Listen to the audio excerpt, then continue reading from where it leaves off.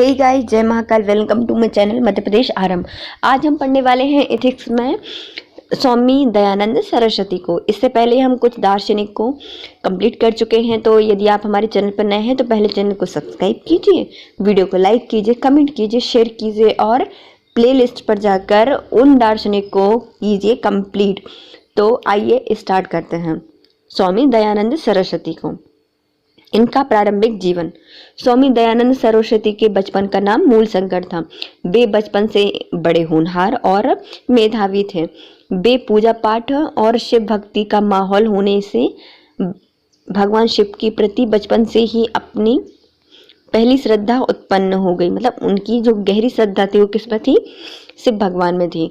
उनकी प्रारंभिक शिक्षा घर पर ही हुई थी और 14 वर्ष की आयु में मूलशंकर ने संपूर्ण संस्कृत, व्याकरण, यजुर्वेद, सामवेद का अध्ययन कर लिया था। इन्होंने कम उम्र से ही सन्यासी जीवन का चुनाव कर लिया था और अपने घर से विदा ले ली। उन्होंने अपने जीवन में सत्य को जानने की प्रबल इच्छा थी, जिस कारण से उन्होंने सांसारिक जीवन व्यर्थ लगने लगा। इसलिए इन्होंने विवाह के प्रस्ताव को ठुकरा दिया। विवाह के विषय पर उनके और पिता के मध्य कई विवाद हुए, पर उनकी दृढ़ता और प्रबल इच्छा के आगे पिता को झुकना पड़ा। सन 1861 में इन्होंने स्वामी विरजानंद, जो कि मथुरा के थे, को अपना गुरु बना लिया। इन्होंने उनके पास रहकर वैदिक साहित्य का अध्ययन किया और योग शास्त्र का ज्ञान प्राप्त किया। ज्ञान प्राप्ति के बाद जब स्वामी दयानंद सरस्वती ने अपने गुरु दक्षिणा के लिए पूछा, तब विरजानंद ने उन्हें समाज सुधार और कुरीतियों के विरुद्ध काम करने के लिए प्रेरित किया और अंधविश्वासों को मिटाने, वैदिक साहित्य का महत्व लोगों तक पहुंचाने जैसे कठिन संकल्प के बोध एवं इसी संकल्प को अपनी गुरु दक्षिणा कहा। अब आते हैं क्या? गुरु से मार्गदर्शन मिलने के बाद स्वामी दयानंद सरस्वती ने पूरे देश का भ्रमण किया। उन दिनों भारतीय समाज की तात्कालीन बुराइयां, परिस्थितियां और भारतीय समाज को खोखला कर रही थीं। ऐसे भटके हुए समाज को सही रास्ते पर लाने का बीड़ा स्वामी दयानंद सरस्वती जी ने उठाया। स्वामी दयानंद सरस्वती जी ने शहर, कस्बे, गांव में घूम घूम कर सामाजिक बुराइयों और धार्मिक पाखंडों का खंडन किया। देखिए, अभी हम बहुत से दार्शनिक पढ़ते हैं या फिर जो अभी के विचारक पढ़ते हैं, जो नए आधुनिक आ गए हैं, वो क्या बोलते हैं? वेदों में ऐसा लिखा है, उपनिषदों में ऐसा लिखा है, इन ग्रंथों में ऐसा लिखा है, मतलब कुरीतियां इन परंपराओं में ऐसा लिखा है। जिसने अच्छे से चारों वेदों का अध्ययन किया है, अच्छे से उपनिषद को पढ़ा है, समझा है और वो क्या कहना चाह रहे हैं उसका चिंतन किया है, वो कभी किसी भी कुरीति, रूढ़िवादिता और अखंड या जो बुरी परंपरा है उसका कभी समर्थन नहीं करते। इसी प्रकार जैसे आप अभी पढ़ रहे हैं दयानंद सरस्वती जी को, इन्होंने सारे वेदों का अध्ययन किया है, तभी उन्होंने क्या किया है, जो जितने भी लोग हैं उनकी बुराई, धार्मिक जो पाखंड रच रहे हैं उनका खंडन कर किया है। क्योंकि जो लोग अभी ज्यादातर आपने देखा होगा कट्टरपंथी कौन होते हैं? जिनको ज्यादा कोई ज्ञान व्यान नहीं होता। फेसबुक, यूट्यूब या फिर कुछ साइट ऐसी होती हैं, मैं सबका नाम नहीं लूंगी, वहां से कुछ आधा अधूरा सा ज्ञान ले लेते हैं और बस लग जाते हैं पंचायत करने। अरे भैया, तुम्हें क्या पता है, हमारे धर्म में ये लिखा है, हमारे धर्म में वो लिखा है। क्योंकि उनको खुद पता नहीं होता कि किस वेद में क्या लिखा है, लेकिन वो इतने अच्छे से बोलते हैं, अच्छा इस वाले वेद में ये लिखा है। इतना ही पूछ लिया जाए ना उनसे कि अच्छा बताइए ये वेद किससे संबंधित है, तो बस खटिया खड़ी हो जाएगी। लेकिन क्या होता है, अब बोल नहीं सकते क्योंकि आप छोटे हैं, बड़ों को कैसे उनकी बात काटेंगे। तो फिर भी उनको ज्यादा कुछ ऐसा नॉलेज नहीं होता, या होता भी है लेकिन अधूरा ज्ञान होता है उनके पास। जो अच्छे से होता है, जो अच्छे से उनका अध्ययन किया है, चिंतन किया है या समझा है, वो हमेशा सामाजिक बुराइयां, धार्मिक पाखंड का हमेशा खंडन करते हैं। परिणाम स्वरूप उन्होंने कई विपत्तियों का सामना करना पड़ा और अपमानित होना पड़ा, लेकिन उन्होंने कभी भी अपना रास्ता नहीं बदला और समाज में व्याप्त बुराइयों का पुरजोर विरोध किया है। अब आते हैं आर्य समाज। आर्य समाज, स्वामी जी ने 6 अप्रैल 1875 को मुंबई में आर्य समाज की स्थापना की। इसका मुख्य धर्म मानव धर्म था आर्य समाज ने मानव सेवा, परोपकार, ज्ञान एवं कर्म को मुख्य आधार बताया है, जिनका उद्देश्य शारीरिक, मानसिक एवं सामाजिक उन्नति था। ऐसे विचारों के साथ स्वामी जी ने आर्य समाज की नींव रखी थी। सॉरी गाइस, मेरी आवाज़ को थोड़ा सा मैनेज करना पड़ेगा आपको। सन 1875 में स्वामी दयानंद सरस्वती ने सत्यार्थ प्रकाश की रचना की।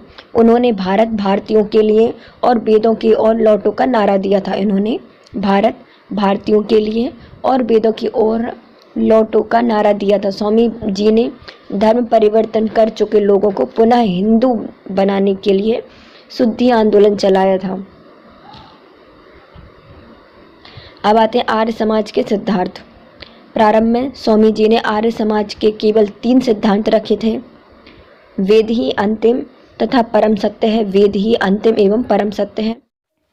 आर्य समाज का प्रत्येक सदस्य अपनी आय का 1/100वां भाग आर्य समाज में कल्याणकारी योजनाएं एवं कार्य हेतु देते थे। आर्य समाज द्वारा स्थापित विद्यालयों में नव युवक एवं नव युवतियों को सत्य एवं उचित शिक्षा के लिए वेदों को आधार माना गया था। सन 1877 में स्वामी जी ने 3 सिद्धांतों के आधार पर आर्य समाज के 10 सिद्धांत स्वीकार किए थे। पहले क्या थे? आर्य समाज के 3 सिद्धांत थे। पहला था वेद ही अंतिम एवं परम सत्य है। समाज का प्रत्येक सदस्य 1/10 मतलब 100वां भाग आर्य समाज की कल्याणकारी योजनाओं को देगा। और जो विद्यालय हैं आर्य समाज के, वहाँ पर नव युवक युवतियों को सत्य एवं उचित शिक्षा के लिए वेदों को आधार माना जाएगा। फिर 1877 में स्वामी जी ने 3 सिद्धांतों के आधार पर 10 सिद्धांत स्वीकार किए। अब आते हैं 10 सिद्धांत कौन कौन से। वेद सत्य ज्ञान का स्रोत है। इस कारण से प्रत्येक व्यक्ति को जीवन में एक बार वेदों का अध्ययन अवश्य करना चाहिए। वेदों के अनुसार मंत्र पाठ एवं हवन करना चाहिए। मूर्ति पूजा का खंडन करना है। कर्म एवं पुनर्जन्म व जीव के आगमन के सिद्धांत पर इन्होंने विश्वास जताया है। मतलब कर्म, पुनर्जन्म और जीव के आगमन के सिद्धांत पर क्या जताया है? विश्वास। तीर्थ यात्रा एवं अवतारवाद का विरोध किया है। निराकार ईश्वर पर विश्वास रखते थे ये। हिंदी एवं संस्कृत भाषा का प्रचार प्रसार किया है। स्त्री शिक्षा में विश्वास रखा है। कुछ विशेष परिस्थितियों में विधवा विवाह का समर्थन किया है और बाल विवाह एवं बहु विवाह का विरोध किया गया है। इसमें क्या क्या किया गया है? कर्म एवं पुनर्जन्म, जीव के आगमन के सिद्धांत पर विश्वास, मूर्ति पूजा का खंडन, वेद के अनुसार मंत्र पढ़ना और हवन करना।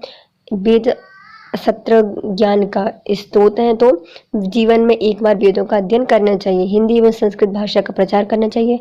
निराकार ईश्वर में विश्वास रखना चाहिए। स्त्री शिक्षा में विश्वास है और विधवा विवाह का भी इन्होंने समर्थन किया है। बाल विवाह और बहु विवाह का इन्होंने विरोध किया है। अब आते हैं स्वामी दयानंद सरस्वती का दर्शन एवं नैतिक विचार। महर्षि दयानंद सरस्वती ने समाज के प्रति स्वयं को उत्तरदायी माना एवं तत्कालीन विसंगतियों पर सम्यक दृष्टि से विचार किया। स्वामी दयानंद सरस्वती द्वारा स्थापित आर्य समाज ने वैदिक पुनरुत्थान के माध्यम से सामाजिक धार्मिक पुनर्जागरण को राष्ट्रवाद और स्वदेशी की तरफ निर्देशित किया। स्वामी दयानंद सरस्वती ने राजनीतिक, सामाजिक, धार्मिक विचारों के स्तर पर महत्वपूर्ण भूमिका निभाई है।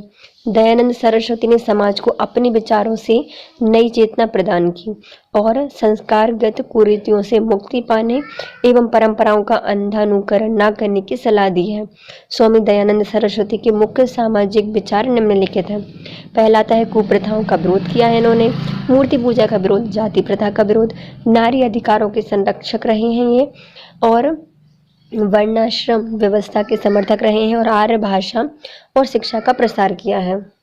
ये थे दयानंद सरस्वती जी की दार्शनिक विचार। चलिए हम इनको डिटेल से पढ़ते हैं।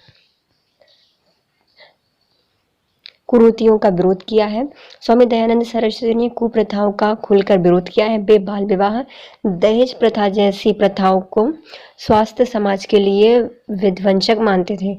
वे दहेज प्रथा को जड़ से समाप्त करना देना चाहते थे और स्वामी दयानंद सरस्वती जी ने पुनर्विवाह का भी समर्थन किया है। उनके द्वारा स्थापित आर्य समाज आज भी समाज में सक्रिय भागीदारी निभा रही है। अब आते हैं क्या? मूर्ति पूजा का विरोध। स्वामी दयानंद सरस्वती जी ने मूर्ति पूजा का विरोध किया है। वे पाखंड और अंधविश्वास की उपज मूर्ति पूजा को अंधानुकरण आचरण मानते थे। अब आते हैं जाति प्रथा का विरोध।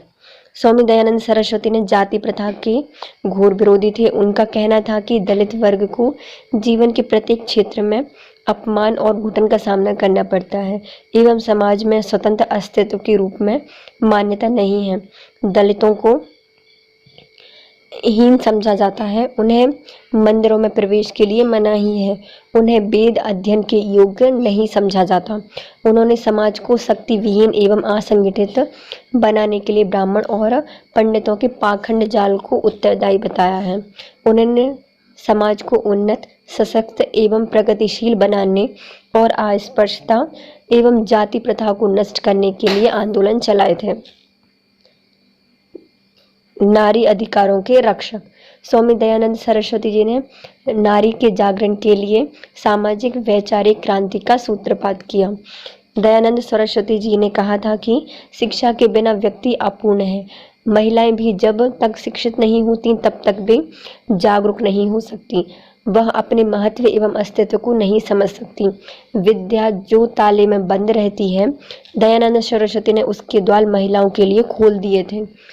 महर्षि दयानंद सरस्वती जी ने महिलाओं को धर्म ग्रंथ के पठन पाठन, धार्मिक क्रियाओं के संपादन एवं गायत्री मंत्र जाप एवं अग्निहोत्र आदि के अधिकारिणी मानते थे।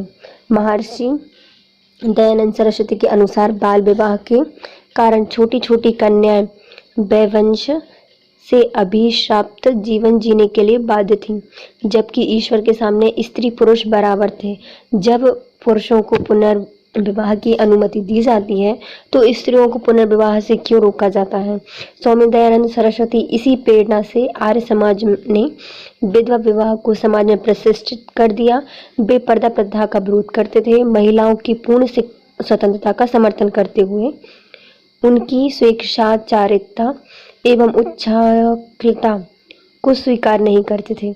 इस सती प्रथा जैसी निशंक, जघन्य और अमानवीय प्रथा को उन्होंने प्रबल विरोध किया है।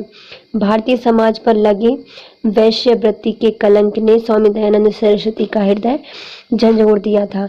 निर्धनता, अशिक्षा, वैवध्य एवं सामाजिक आचरणों, अत्याचारों से पीड़ित होकर अनचाहे अनेक महिलाओं को आजीविका के लिए यह घृणित व्यवसाय करने को विवश होना पड़ता था। स्वामी दयानंद सरस्वती वैश्यवृत्ति को प्रश्रय देने वाले विलासी पुरुषों को इसका जिम्मेदार मानते हैं। इस कलंक को मिटाने के लिए उन्होंने बहुत प्रयास किए हैं। अब आते हैं वर्णाश्रम व्यवस्था के समर्थक। समाज के वर्णभेद, छुआछूत, अमानता एवं जन्म से वर्ण में विभाजन आदि के बारे में दयानंद सरस्वती ने विचार रखे हैं। इन्होंने कर्म आधारित वैदिक वर्ण व्यवस्था को स्वीकार किया है और जन्म से वर्ण के निर्धारण को असत्य एवं धर्म विरोध प्रतिपादित किया है। समाज में संतुलन एवं व्यवस्था के लिए कर्मों का विभाजन अनिवार्य है, पर कार्य संपादन की क्षमता जन्मतः सिद्ध नहीं हो सकती। अतः जन्म से वर्ण को कोई संबंध नहीं है।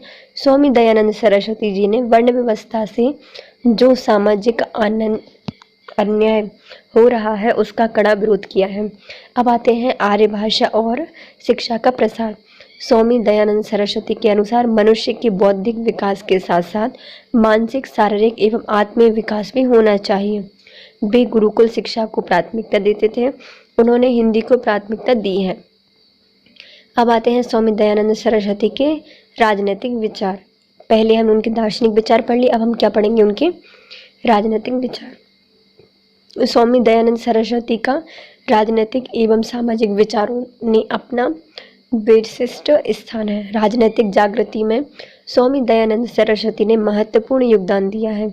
उनका मुख्य लक्ष्य राजनीतिक स्वतंत्रता थी। उन्होंने दलितों और नारी उद्धार हेतु संघर्ष करके हिंदी में वेदों का सार प्रस्तुत करके एवं स्वराज्य का नारा बुलंद करके इसका आधार तैयार किया। सापेक्ष में उनकी राजनीतिक विचार इस प्रकार है। स्वामी दयानंद सरस्वती ने सर्वप्रथम स्वराज्य एवं स्वशासन की नींव डाली। स्वामी जी ने प्रबल राष्ट्रीयवाद प्रचारक थे। वे भारत को फिर से प्रगतिशील, उन्नत बनाने के पक्षधर थे और वैदिक संस्कृति का अनुसरण करने को कहते थे। स्वशासन एवं स्वराज्य जैसे शब्दों को प्रस्फुटित कर उन्होंने राष्ट्रीय आंदोलन की नींव तैयार की थी और सामान्य जन को जागृत करने में प्रमुख भूमिका निभाई थी। स्वामी जी ने स्वराज्य, स्वधर्म, स्वदेशी वस्तु एवं भाषा पर बल दिया था। उन्होंने विदेशी वस्त्रों का बहिष्कार और खादी वस्त्रों को पहनने पर जोर दिया था। स्वामी दयानंद सरस्वती लोकतंत्र का आधार, समानता, स्वतंत्रता एवं भारतत्व के प्रबल समर्थक थे। उनके प्रसिद्ध ग्रंथ सत्यार्थ प्रकाश में लोकतंत्र के निर्माण, न्याय एवं शासन स्वरूप संबंधी धारणाओं की स्पष्ट झलक मिलती है। राष्ट्रीयता की भावना को प्रोत्साहित करने के लिए इन्होंने अपनी रचनाएं हिंदी में लिखी हैं। ये थे स्वामी दयानंद सरस्वती जी के राजनीतिक विचार। अब आते हैं धार्मिक विचार। दयानंद सरस्वती ने धर्म को मानवीय रूप देने की पुरजोर वकालत की है। मानव कल्याण एवं धर्म के लिए इन्होंने वैदिक व्यवस्था को श्रेष्ठ बताया है। इन्होंने मूर्ति पूजा, रूढ़िवाद, कट्टरवाद एवं धार्मिक अंधविश्वास आदि का खंडन किया है। इस प्रकार दयानंद सरस्वती जी ने नए आक्रामक तेवर के साथ भारतीय समाज में जन चेतना को जागृत किया है, समाज की नई दिशा प्रदान की है। Thank you so much guys. If you like my video, please share, subscribe and comment. Thank you and sorry guys for my voice. Thank you so much. Have a nice day.